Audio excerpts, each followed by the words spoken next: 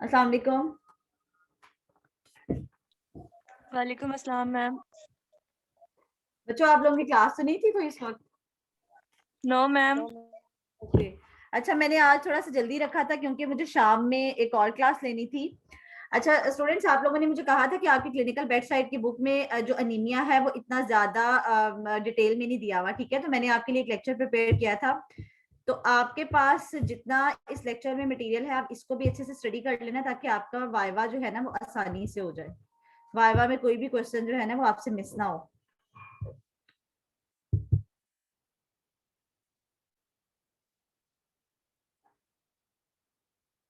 Communicate कर दिया था सबको कि क्लास इस वक्त है 2 बजे?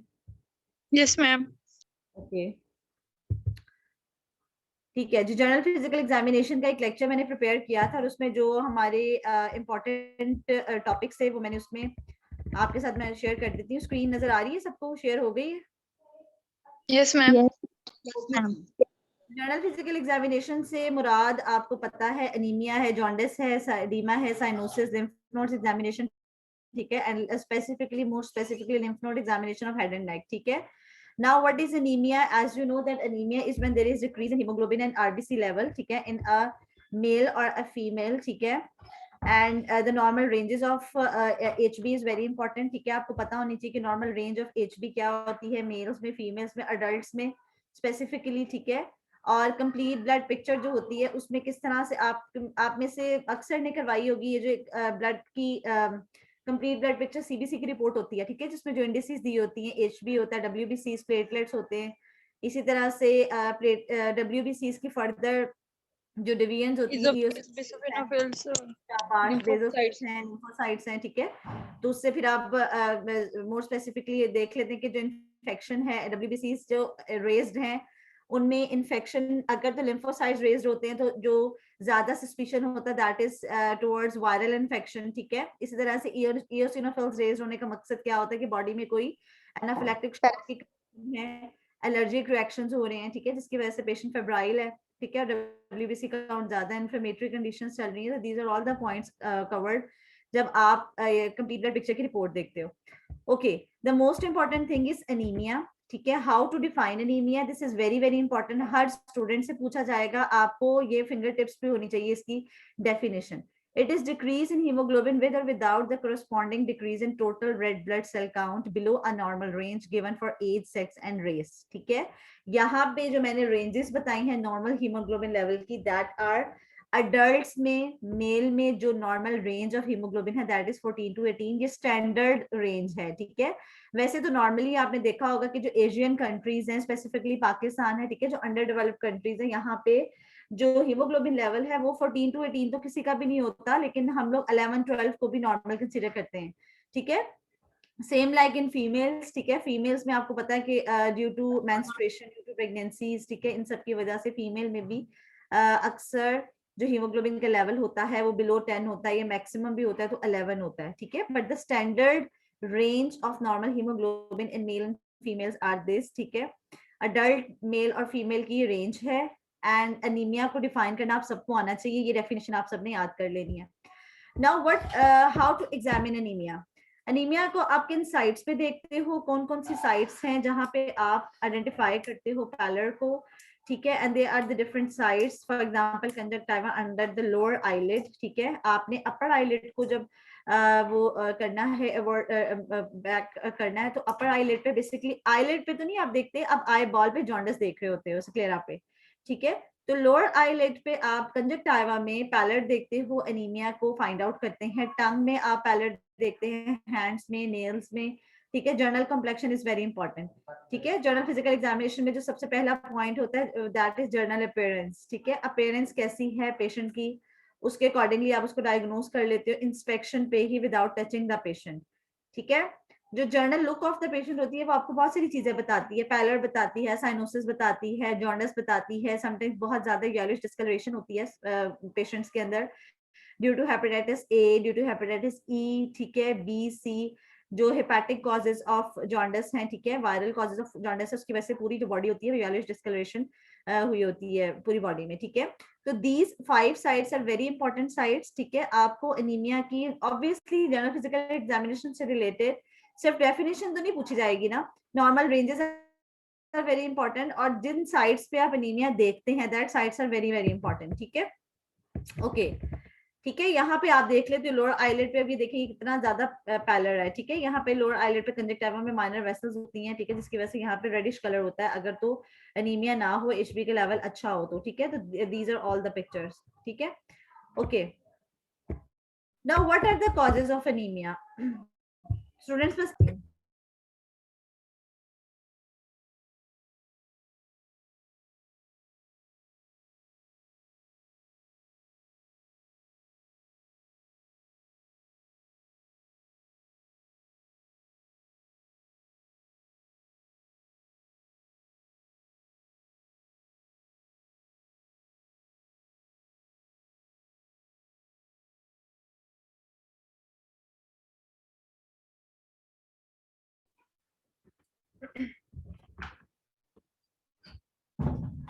Now what are the causes of anaemia? Anaemia की कॉजेज जब भी आपसे पूछी जाती हैं तो आपने ये 5-6 कॉजेज, जितनी कॉजेज यहाँ पे लिखी हुई हैं, ये आपने इजीली सब बच्चों को आती हो, ठीक है, ताकि आप वाइवा में बहुत इजीली आंसर कर सको, because anaemia is a very common topic, ठीक है। कॉमन डिजीज है, कॉमन टॉपिक है, बहुत कॉमनली फाउंड है पीपल में, जहाँ भी आप देखो पेशेंट्स में अक्सर एनीमिया जो है पेशेंट को होता है, ठीक है, ड्यू टू मेनी कॉजेज, ठीक है। What are the different causes? Genetic factors causing anemia. Genetic factors में जो कॉजेज आते हैं that are basically hemolytic anemias, जो ऑटो इम्यून डिजीजेज होती हैं, ऑटो इम्यून हिमोलिटिक डिजीजेज होती हैं, सिकल सेल एनीमिया होते हैं, ठीक है, जिसमें सेल्स जो है वो सिकल शेप होते हैं, उसकी ब्रेक डाउन हो जाती है, सेल की हीमोग्लोबिन जो है उनका लेवल कम हो जाता है, ठीक है। इसी तरह से excessive bleeding is another cause of anaemia, menstrual bleeding, iron deficiency anemia, ठीक है, when there is decreased intake of iron or when there is decreased absorption of iron due to some intestinal diseases, ठीक है, जो मैंने आपको बताया था sialic sprue है। इसी तरह मैल एब्जॉर्प्शन सिंड्रोम्स होते हैं जिसमें जो आयरन की एब्जॉर्प्शन होती है वो इंटेस्टाइन से कम हो जाती है, ठीक है। और when there is increased loss of iron in the stool, अगर आयरन की एब्जॉर्प्शन नहीं होगी तो ऑब्वियसली वो बॉडी से लॉस हो जाएगा, ठीक है। एब्जॉर्प्शन जो कैपेसिटी है इंटेस्टाइन की या उसकी जो एक नॉर्मल एब्जॉर्प्टिव वो है एबिलिटी है, अगर वो नहीं होगी तो आयरन जो है वो बॉडी से लॉस हो जाएगा, ठीक है। और अनदर इंपॉर्टेंट कॉजेज है जैसे हेमरेजेस हैं, हेमरेज कुछ पेशेंट्स को जैसे हो जाते हैं, इंजरीज हो जाती हैं, ब्लड लॉस हो जाता है उसकी वजह से, वर्म इन्फेस्टेशन जो इंटेस्टाइन्स में होते हैं जिसकी वजह से आयरन एब्जॉर्ब नहीं होता, जो वर्म्स होते हैं वो यूटिलाइज कर लेते हैं ये जो न्यूट्रिशंस होती हैं, ठीक है। कैंसर कॉजिंग एनीमिया, ठीक है, कैंसर कॉजिंग एनीमिया क्या होता है कि कैंसरस सेल्स जो बॉडी में ग्रो कर रहे होते हैं तो वो अनकंट्रोल्ड ग्रोथ होती है जिसकी वजह से वो बहुत ज्यादा बॉडी के जो रिजर्व्स होते हैं, जो बॉडी के अंदर जो भी आयरन होता है उसको यूज कर रहे होते हैं जिसकी वजह से एनीमियाज हो जाते हैं, ठीक है। And impaired metabolism of spleen, ठीक है, cause anemia. These are all the causes of anaemia, ठीक है। तो अभी तक जो इम्पोर्टेंट हमने डिस्कस की है चीज वो क्या है? Define anemia, what are the normal range of HB in adult male and female, ठीक है। Okay, what are the causes of anemia, what are the different sites where we saw anemia, ठीक है। Now what are the different types of anaemia, ठीक है। Types of anaemia में हम लोगों ने जो पढ़े थे that are iron deficiency anemia थे, फोलेट डेफिशिएंसी एनीमिया थे, ठीक है, जिनको पर्नीशियस एनीमिया भी कहते हैं। जो पर्नीशियस एनीमिया होता है that is basically caused by folic acid deficiency and also by vitamin B12 deficiency, ठीक है। तो जो मेजर पर्नीशियस एनीमिया के जो कॉजेज में चीज आती है वो क्या है? when there is deficiency of folic acid and vitamin B12 from the body, ठीक है। एंड एक होता है नॉर्मोसिटिक एनीमिया, ठीक है। नॉर्मोसिटिक एनीमिया जो होता है वो एक्यूट ब्लड लॉस की वजह से होता है, मींस उसमें सेल्स जो होते हैं उनमें कोई चेंजेस नहीं आती। बेसिकली आयरन डेफिशिएंसी एनीमियाज में होता क्या है कि जो रेड ब्लड सेल्स होते हैं due to deficiency of iron, hemoglobin का जो मेन कंपोनेंट होता है वो आयरन होता है। अगर तो हीमोग्लोबिन में आयरन की डेफिशिएंसी है, ठीक है, तो क्या होगा? माइक्रोसाइट्स बन जाएंगे, जो रेड ब्लड सेल्स हैं उनका साइज स्मॉलर हो जाएगा, ठीक है। तो जो एक ब्लड की पिक्चर होती है, कंप्लीट ब्लड काउंट की जो एक रिपोर्ट होती है, उसमें ये भी मेंशन्ड होता है कि आया जो रेड ब्लड सेल्स हैं वो माइक्रोसिटिक्स हैं या मैक्रोसिटिक्स हैं, ठीक है। जो माइक्रोसाइट्स होते हैं that are commonly found in iron deficiency anemia. Basically जो इंडिसेस होती हैं वो एमसीवी होती है, एमसीएच, एमसीएचसी होती है, ठीक है। मीन कार्पस्कुलर वॉल्यूम होता है, मीन कार्पस्कुलर हीमोग्लोबिन होती है। अगर तो एमसीवी कम होगा इसका मतलब है कि माइक्रोसाइट्स हैं, और most likely this anaemia is iron deficiency anaemia, ठीक है। तो कंप्लीट ब्लड काउंट की जो एक रिपोर्ट होती है वो हमें बहुत सारी चीजें बताती है। Another important thing is when there is deficiency of folic acid and vitamin B12 in the body, or liver disease, hypothyroidism, hemolytic anemias, alcohol abuse. These are all basically the causes which cause macrocytic anemia. Macrocytes जब होंगे, red blood cells का size जब ज्यादा हो, तो means the causes are these causes, ठीक है। Folate deficiency है, vitamin B12 है, these are all the causes for macrocytic anemia. जी माही। मैम ये MVC का फुल फॉर्म बता दे एक दफा। एमवीसी तो कुछ भी नहीं होता, एमसीवी है, मीन कार्पस्कुलर वॉल्यूम, ठीक है। मीन कार्पस्कुलर वॉल्यूम है, ठीक है। आप लोगों ने सबने अगर घर में किसी की रिपोर्ट पढ़ी हुई है कंप्लीट ब्लड काउंट की, तो आपने उसको देखना है, ठीक है, कि उसमें कौन कौन सी इंडिसेस होती हैं। एचबी है, डब्ल्यूबीसी है, डब्ल्यूबीसी की फर्दर जो डिवीजन्स हैं, what is the normal range of HB, what is the normal range of WBC, ठीक है। डब्ल्यूबीसी की नॉर्मल रेंज है 4 to 11 पर माइक्रोमिलीमीटर, ठीक है। प्लेटलेट्स की 150 to 300,000 होती है रेंज, ठीक है। तो ये रेंजेस जो है वो बहुत इंपॉर्टेंट होती हैं, दी होती हैं। नॉर्मल जो एक रिपोर्ट होती है ब्लड की, उसमें ये रेंजेस साथ दी होती। Okay, now another type of anaemia,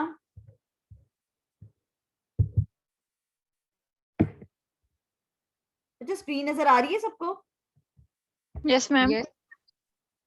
Okay, another type of anemia is normocytic anemia. Normocytic anemia basically is a kind of anemia जिसमें basically there is never ever any nutritious deficiency, ठीक है। कोई nutritious deficiency नहीं होती, iron भी जो है वो adequately बॉडी में मौजूद है, फॉलिक एसिड और विटामिन B12 भी, but there is acute hemorrhage, ठीक है। अगर सडन इंजरी हो गई है, हेड इंजरी हो गई जिसकी वजह से बहुत ज्यादा ब्लड लॉस हो गया, ठीक है, तो उसकी वजह से जो एनीमिया होता है that is normocytic anaemia. Red blood cells का जो साइज है वो तो नॉर्मल है, बट ब्लड लॉस होने की वजह से ये एनीमिया होता है, ठीक है। तो these are the 3 types of anaemias. आपको इतना भी काफी है, अगर आप इतना भी कर लेते हैं तो, ठीक है। एनीमिया की डेफिनेशन हो गई, एग्जामिनेशन उसका हो गया, ठीक है, कॉजेस पता चल गई, टाइप्स ऑफ एनीमिया, ठीक है। Now what are the clinical features of anemia, ये मैंने आपको बताया था कि क्या क्या फीचर्स होते हैं पेशेंट में। पेशेंट जो है वो फटीग फील करता है, डिजीनेस फील करता है, फेंटिंग, ब्लड वेसल्स में लो ब्लड प्रेशर होगा, ऑब्वियसली बॉडी में ब्लड की कमी है, ठीक है, पैल्पिटेशंस होंगी, कार्डियोवास्कुलर सिस्टम से रिगार्डिंग जो उसके क्लिनिकल मैनिफेस्टेशंस होंगी दैट आर पैल्पिटेशंस, ठीक है। वो पेशेंट आपके पास आएगा विद टैकीकार्डिया, ठीक है, वो आपको बताएगा कि वो बहुत जल्दी थक जाता है, इजी फटीगेबिलिटी होती है उसे, और वो जो है वो लॉस ऑफ अटेंशन होती है, कंसंट्रेशन जो है वो डेवलप नहीं कर पाता, ठीक है।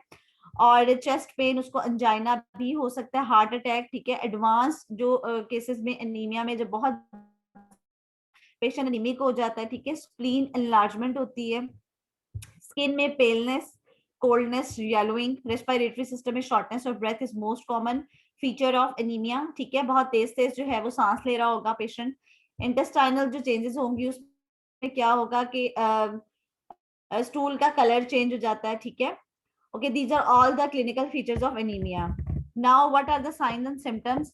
ठीक है, साइंस एंड सिम्टम्स में यही है, रेस्पिरेटरी से रिलेटेड शॉर्टनेस ऑफ ब्रेथ है, डाइजेशन में change in stool size, colour, ठीक है, मसल पेन्स होती हैं, इजी फटीगेबिलिटी होती है, फेंटिंग एंड फटीग होगा, उसको लॉस ऑफ अटेंशन होगा, लॉस ऑफ कंसंट्रेशन होगा, ठीक है, एंजाइना और heart attack in advance.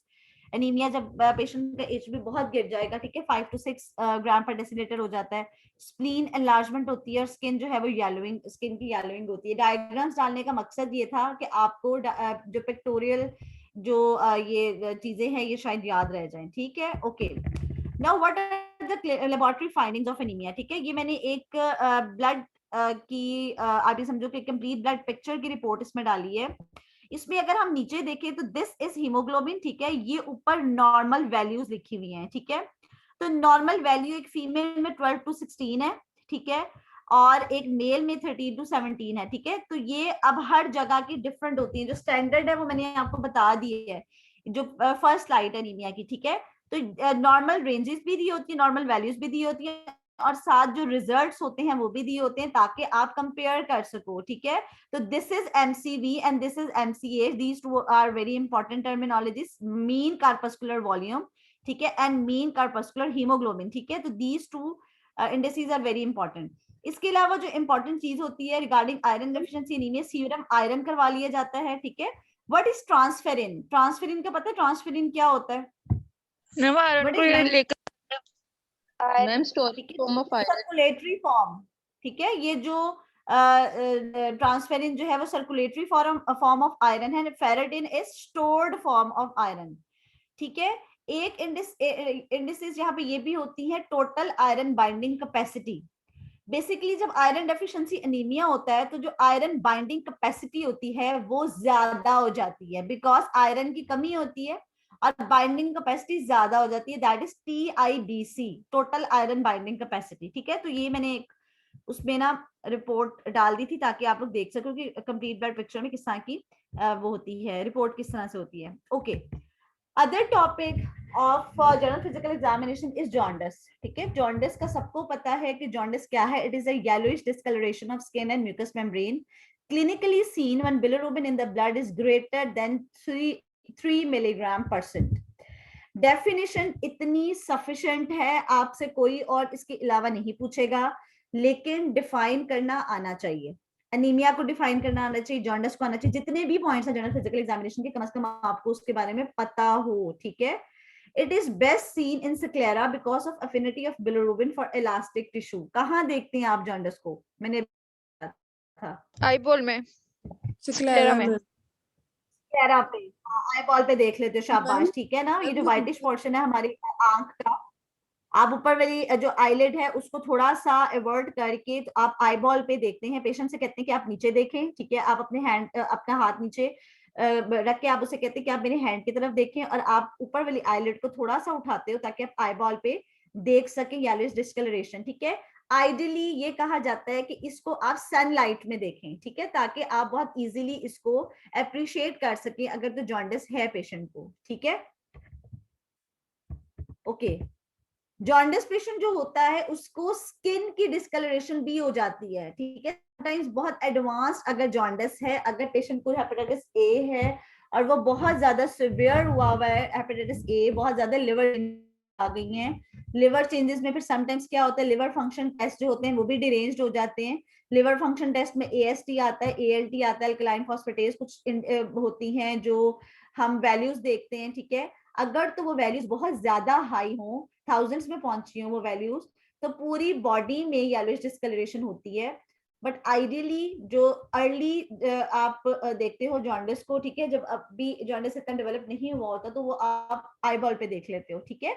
Otherwise जब ये बहुत ज्यादा डेवलप हो जाते हैं तो पूरी बॉडी ही येलोइश कलर की हो जाती है, ठीक है। दिस इज अनदर पिक्चर, ठीक है। इस तरह से ये देखो स्क्लेरा कितना येलोइश नजर आ रहा है, ठीक है। और पूरी समटाइम्स हेपेटाइटिस ए में मोस्टली ये देखा जाता है कि इस तरह से पूरी ही फेस पूरा येलो कलर का हुआ होता है, ठीक है। अगर आप पेशेंट को कहते हैं कि आप ओरल कैविटी आप उसकी देखते हो टॉर्च के साथ, तो इस तरह से ओरल कैविटी में भी आपको येलोइश डिस्कलरेशन मिलती है, ठीक है। आप कंपैरिजन भी कर लेते हैं पेशेंट का हैंड का अपने हैंड के साथ, अनीमिया देखते हुए भी आप कंपेयर करते हो, ठीक है। हैंड्स में देखते हो आप अनीमिया, इसी तरह आप जॉन्डिस भी देख लेते हैं, ठीक है। What are the different causes of jaundice, ठीक है। Causes are very very important, ठीक है। कॉजेज में क्या है, acute inflammation of liver, inflammation of bile duct, obstruction of bile duct, hemolytic anemia and Gilbert syndrome. अब यहाँ पे जो मोस्ट इंपॉर्टेंट थिंग है that is acute inflammation of the liver. Liver की कोई भी इन्फ्लेमेटरी कंडीशन हो उसमें जो है वो जॉन्डिस हो जाता है पेशेंट को, ठीक है। और अगर बाइल डक्ट्स की इन्फ्लेमेशन हो जाए तब भी हो जाता है। 1 मिनट स्टूडेंट्स।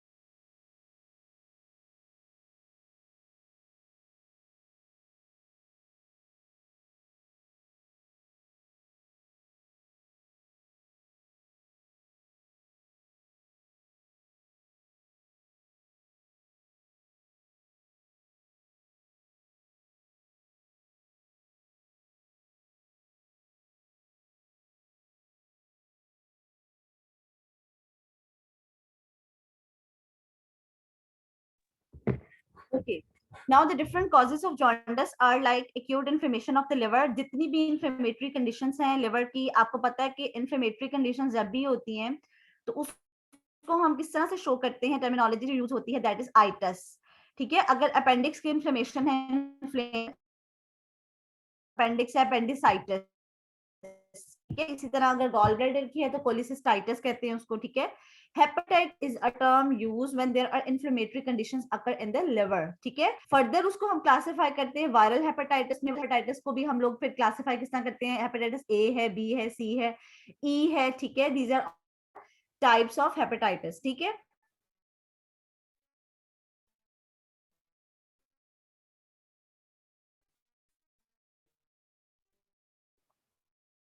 आवाज आ रही है बच्चों मेरी? यस आवाज आ रही मैम. है? यस मैम, अब आ रही है. Okay. Now these are the different causes of.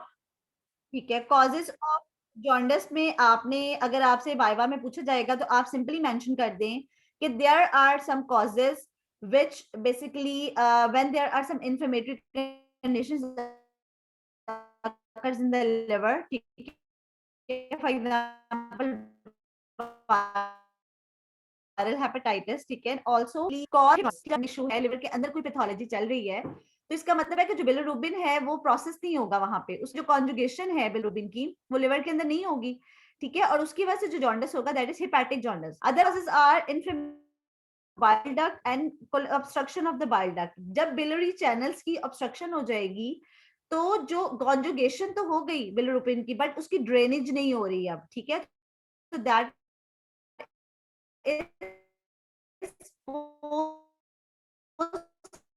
hepatic jaundice,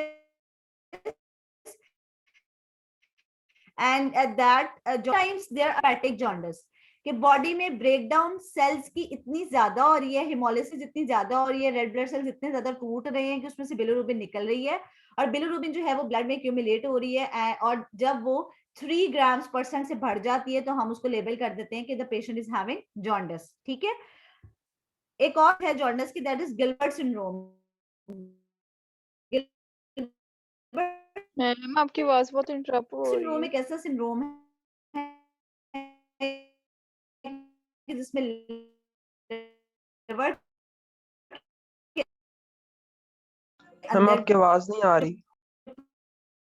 process of bilirubin होती है, मैम आपकी आवाज नहीं आ रही है.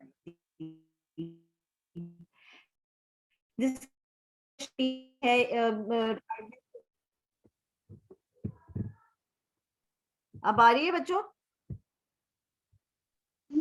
यस मैम आप आ रही है. ओके, कॉजेज ऑफ जॉन्डिस में आपके साथ डिस्कस कर रही हूँ कि there are different causes when there are inflammatory conditions of the liver. अगर लिवर के अंदर इन्फ्लेमेशन है या कोई पैथोलॉजी है तो that can lead to hepatic jaundice. if there are some pathology or obstruction occurs in the biliary channels, for example bile ducts. ठीक है, जहां से ड्रेनेज होती है बिलिरुबिन की, बेसिकली लिवर के अंदर ब्लड जब आता है तो बिलिरुबिन वहां आके कॉन्जुगेट होती है, वहां पे कॉन्जुगेशन ऑफ बिलिरुबिन होती है. कॉन्जुगेशन नहीं होगी अगर हेपेटिक जॉन्डिस होगा, हेपेटिक कॉज ऑफ जॉन्डिस होगा. अगर तो बिलियरी चैनल्स आगे ऑब्स्ट्रक्शन उसमें होगी तो क्या होगा, पोस्ट हेपेटिक जॉन्डिस होगा that can lead to unconjugated bilirubin level increase. ठीक है, और प्री हेपेटिक जॉन्डिस जो होता है वो लिवर से पहले अगर कोई पैथोलॉजी बॉडी में चल रही है that is sometimes haemolysis of blood, haemolysis हो रही है ब्लड की. ठीक है, बहुत ज्यादा हिमोलिटिक जो है वो चेंजेस चल रही हैं बॉडी में, तो जिसकी वजह से क्या होता है जब सेल्स की ब्रेकडाउन होती है तो बिलिरुबिन निकल के बाहर आ जाता है, ब्लड में शामिल हो जाता है और जब इसका लेवल 3 ग्राम्स % से ज्यादा हो जाता है तो इसको हम क्या कहते हैं, पेशेंट को लेबल कर देते हैं कि ही इज हैविंग जॉन्डिस. ठीक है, तो प्री हेपेटिक, हेपेटिक और पोस्ट हेपेटिक जॉन्डिस होते हैं.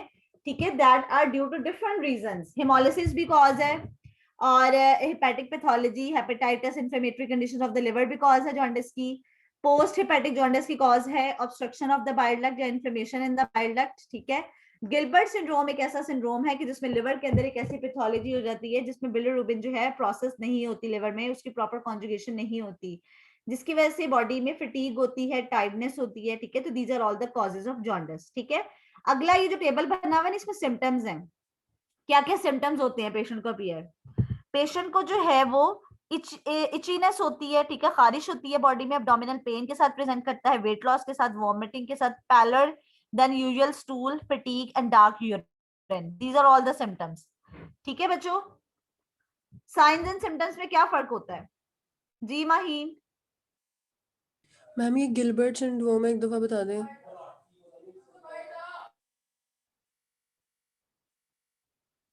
Gilbert syndrome is syndrome which in which there is occurs in the liver and by that liver में pathology होती है और जिसकी वजह से पेशेंट प्रेजेंट करता है टायर्डनेस के साथ, लॉस ऑफ फटीग के साथ, ठीक है। तो these are all the signs and symptoms of Gilbert syndrome.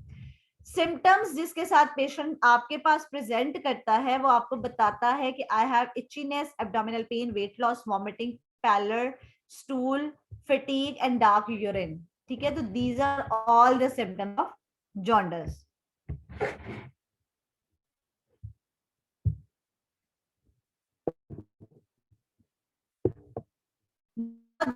These are the types of jaundice. अब अगर आप hemolytic jaundice, ठीक है, that is causes by massive lysis of RBCs in the hemolytic anemias.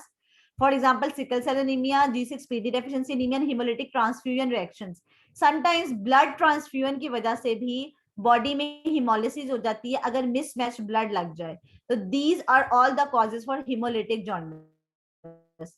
Another type of jaundice is obstructive jaundice when conjugated bilirubin is prevented from passing to the intestine है। तो जो वहां पे process हुआ है bilirubin, वो bilirubin pass on नहीं होता इंटेस्टाइन्स में और वो बॉडी में एक्यूमुलेट होने लग जाता है ब्लड में, दैट इज ऑब्स्ट्रक्टिव जॉन्डिस।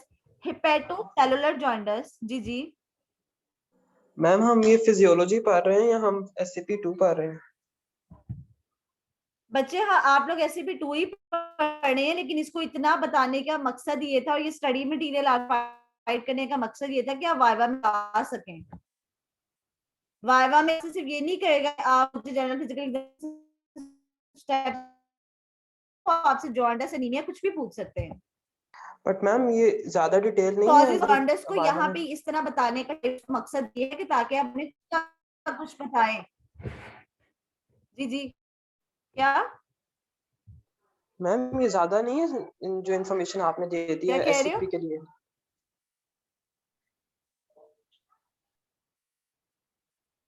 बच्चे यही है, लेकिन आपसे अगर वहां पे पूछ लिया जाएगा तो आपको कुछ ना कुछ तो आता हो, ये पढ़ना है आपने, ठीक है। Types of jaundice, causes of jaundice, ये आपको आनी चाहिए, ठीक है। मैं डिटेल में नहीं बताती। हेपेटोसेलुलर जॉन्डिस जो है वो लिवर डैमेज की वजह से होता है। जब लिवर में कोई डैमेज हो, हेपेटाइटिस हो, सिरोसिस हो, उसकी वजह से जो जॉन्डिस होता है that hepatocellular jaundice. Okay, now the next topic is lymph node. lymph nodes होते क्या हैं? What are lymph nodes? A small bean shaped structure that is a part of body's immune system, ठीक है।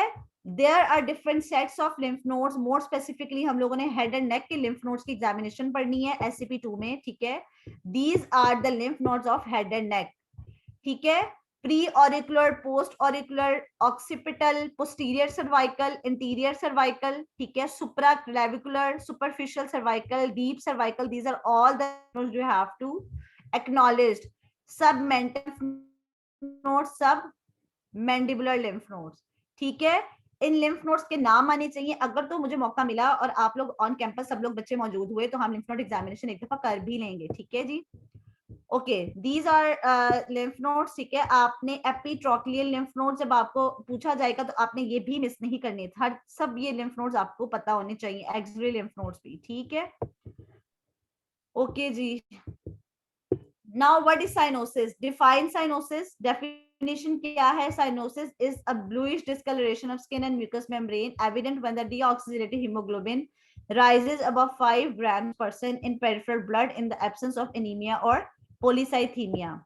Okay, what are the different types of cyanosis? Cyanosis की types दो तरह की हैं, central and peripheral, ठीक है। central cyanosis जो है that is skin and mucous membrane पे जो appear होता है and it is due to decrease arterial oxygen saturation और abnormal hemoglobin, ठीक है।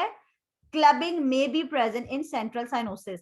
Now peripheral cyanosis क्या है? When the peripheries of the body is exposed to some cold, ठीक है, और exposed जो areas हैं, अगर वो जो है वो कोल्ड को उनका एक्सपोजर हो या due to some reason vasoconstriction उसमें हो जाती है, तो उसमें पेरिफेरल साइनोसिस हो जाती है, जो कि पेरिफ्री जो पेरिफ्रीज हैं उसमें आप अप्रिशिएट करते हो. Now what are the causes of cyanosis? Cyanosis की कॉजेज में सेंट्रल साइनोसिस की कॉजेज जो है रेस्पिरेटरी कॉजेज है, सीएनएस की कॉजेज हैं, सेंट्रल नर्वस सिस्टम के मस्कुलर कॉजेज, ठीक है, and cardiac causes. And peripheral cyanosis is due to chronic heart failure, shock, abnormal hemoglobin. Okay, another important thing here in peripheral cyanosis is Raynaud's phenomena. This is very important phenomena. ये question भी sir जरूर पूछते हैं और कोई भी आपका लेगा, ठीक है. Is a problem that causes decrease blood flow to the fingers. In some cases it also causes less blood flow to the ears. Raynaud's phenomena क्या है? Is a problem that causes decreased blood flow to the fingers, and in some cases it also causes less blood flow to the ears, toes, nipples, knees or nose. ठीक है. This happens due to spasm of blood vessels in those areas, and the spasm happens in response to cold, stress or emotional upset. ठीक है. Raynaud's phenomena की ये slide बनाने का मकसद ये था कि आप इसको अच्छे से पढ़ लें और आपने जिस तरह से लिखा हुआ है ऐसे ही बताना है. ठीक है. पेरिफेरल वेसल्स जो होती हैं उसमें क्या होती है? वेसोकंस्ट्रिक्शन हो जाती है. Okay, another topic is edema. Edema is increase in extravascular or bony prominence. ठीक है, सबको पता है एनीमिया का, मैंने आपको बताया था एडिमा का कि excessive fluid that has accumulated and usually in the range of 4.5 kilogram or 10 pounds. Gross generalized edema is called anasarca. Sometimes पूरी बॉडी में बहुत ग्रॉस एडिमा हुआ होता है, बहुत ज्यादा स्वेलिंग हुई होती है, उसका जो नाम है स्पेसिफिक दैट इज anasarca. ठीक है. This is gross edema. Now types of edema. Types of edema क्या है? Pitting edema and non-pitting edema. ठीक है. Pitting edema का मैंने आपको बताया था, जब आप किसी बोनी प्रोमिनेंस पे प्रेशर अप्लाई करते हैं तो उस पे पिट बन जाए. ठीक है.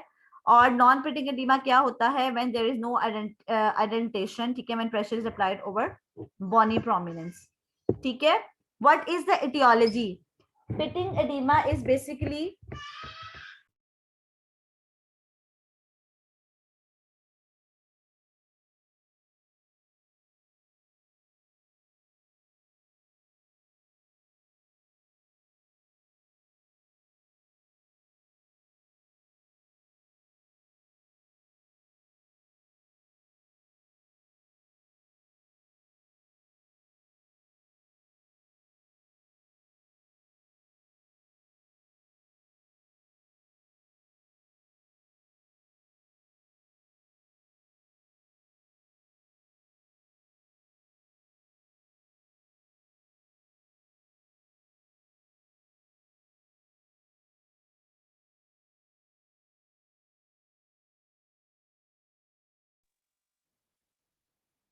मिस आपकी आवाज नहीं आ रही.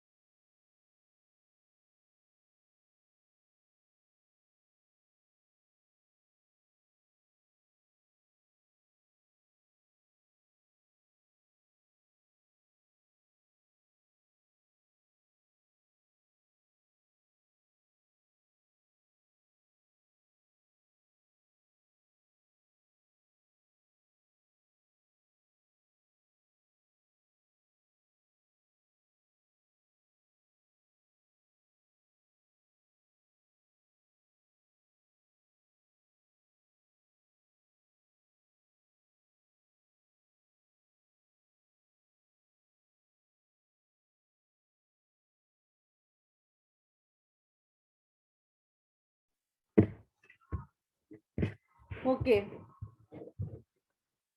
Okay, these are the causes of edema. ठीक है, pitting edema के causes मैंने आपको बताया था.